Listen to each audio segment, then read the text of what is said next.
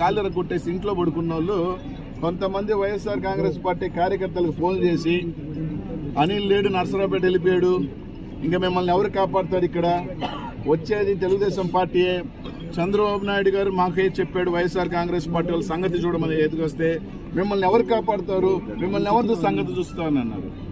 నేను నర్సరావుపేట పోయినా, అక్కడి నుంచి లేదా ఇంకొక దూరం పోయినా, నెల్లూరు నగరంలో వైఎస్ఆర్ కాంగ్రెస్ పార్టీ కార్యకర్తలకి కష్టం వచ్చినా నష్టం వచ్చినా ముందు వచ్చి నిలబడతా.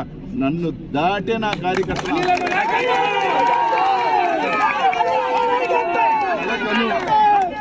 కలకను జగన్మోహన్ రెడ్డి గారు రారని, మళ్ళీ జగన్మోహన్ రెడ్డి గారు వస్తారు. మళ్ళీ చెప్తా ఉన్నా, ఎవరైనా తోక జాడించి బెదిరించడం మొదలు పెడితే మళ్ళీ వచ్చి తోలు తాట తీస్తా. నేను నర్సరావుపేటకు పోయినాను, నెల్లూరు నగరం ఏమీ లే, ఇది నాకు ఒక కన్ను